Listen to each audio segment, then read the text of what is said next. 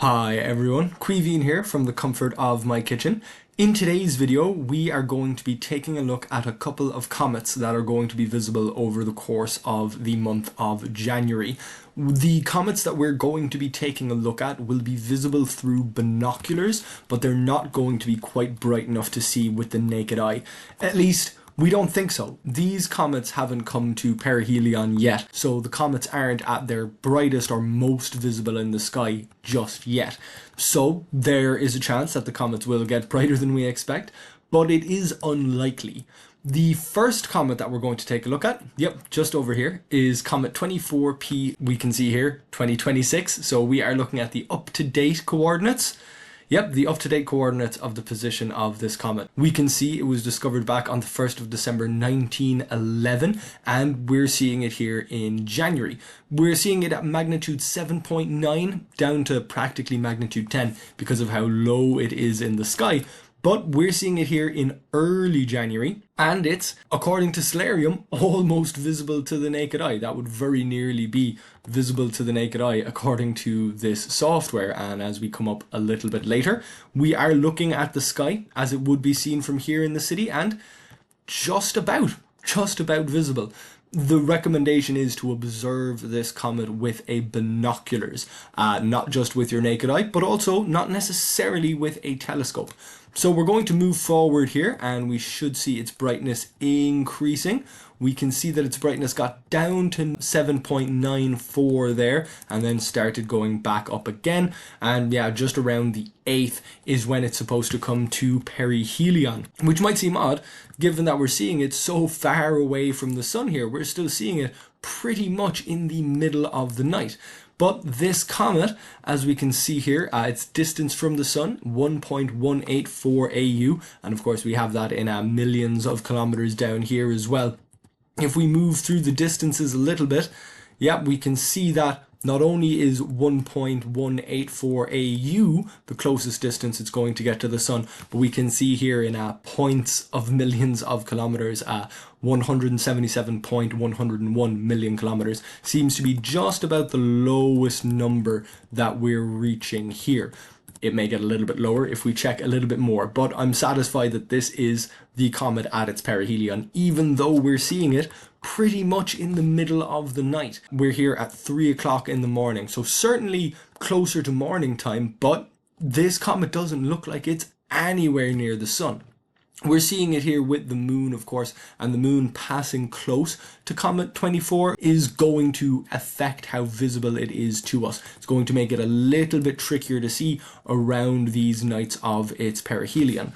But if we zoom in and take a closer look, we can certainly see the comet there. If we pop out to the countryside, of course, it will be a lot easier, but we're not going to do so just yet. Instead, we're going to take a look for another comet. Now, this comet it's not particularly new. It is C2024 E1. Here we go. Wierzchoś is the name. Of course, you can pronounce it how you'd like. It is a Polish name, not my area of expertise. But this comet is up at the moment, better seen from the Southern Hemisphere. We can see there, thanks to its apparent proximity to the sun in our sky.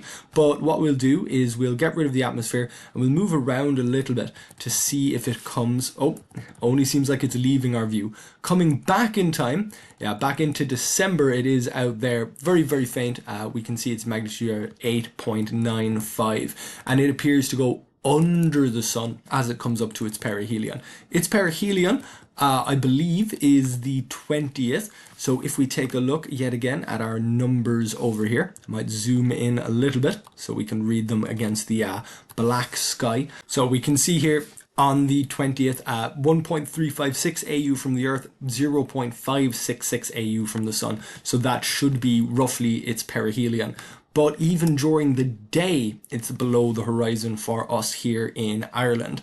But we can see, a tail and everything, it's gotten up to magnitude 5.19, which is quite bright and around the kind of brightness that you'd expect to be visible to the naked eye. However, because of its position, from our perspective here, south of the sun is under the sun, we need to bring ourselves to a location where south of the sun is above above the sun. So coming down into the southern hemisphere, we'll come pretty much straight down to here, and we'll take a look and see if we can get ourselves a slightly better view.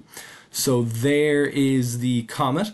We'll bring back the ground just so that I'm not too disoriented as to where everything is, and we'll see if we can get ourselves into a position where the sun is setting but the comet is still above the horizon.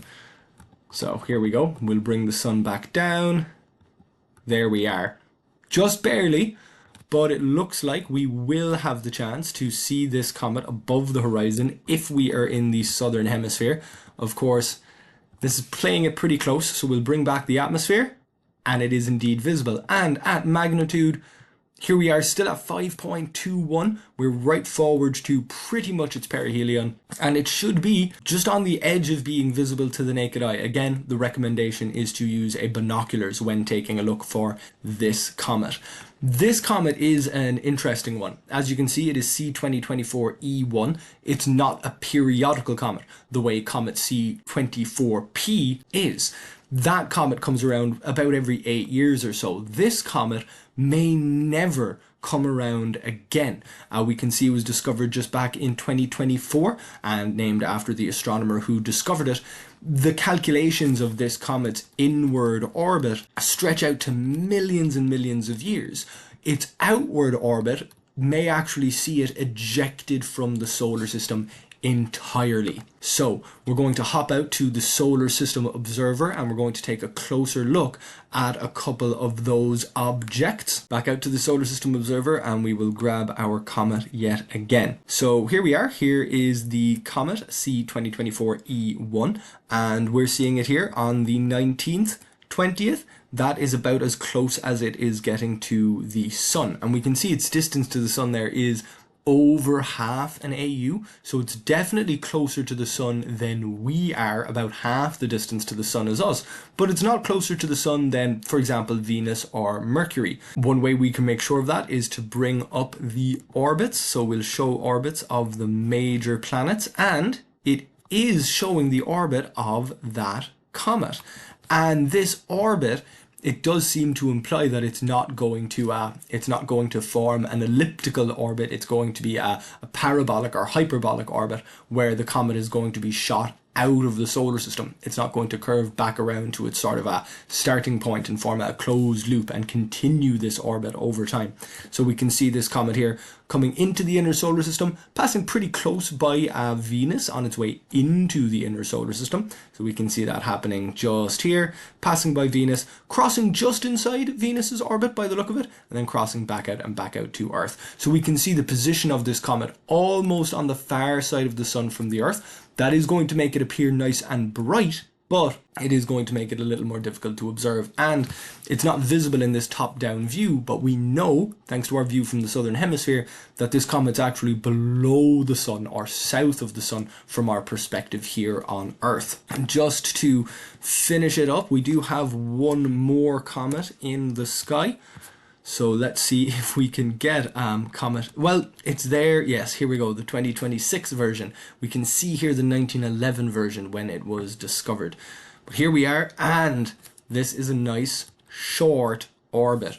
This is a Jupiter group comet, and we can see its orbit takes it just past the orbit of Jupiter. So a very short period comet.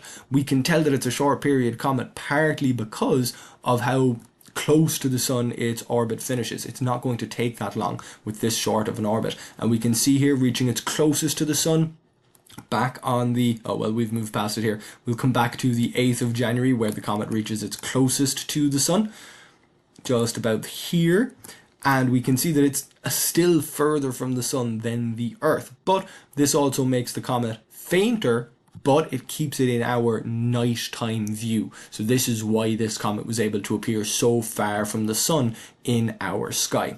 So that's those couple of comets, particularly the comet 24P for us in the northern hemisphere, visible right in the middle of the night, or well, 3 o'clock in the morning, right in the middle of the sky. Definitely a binoculars comet. And This comet over here, Comet 2024 E1, it's going to be visible mostly to people from the Southern Hemisphere, and it's going to be looking its best a little bit later in January, just as we come up to the 20th. So I hope you get to see one or more of those comets, and I hope that you enjoyed this video taking a look at them, just in case you don't get to see them in real life. If you did enjoy this video, then please do like it. If you like this kind of content, then please subscribe to this YouTube channel, and if you'd like to read this information, you can do so on my website, queevinscontent.ie. So thank you very much for watching, and hopefully I'll see you back here next time.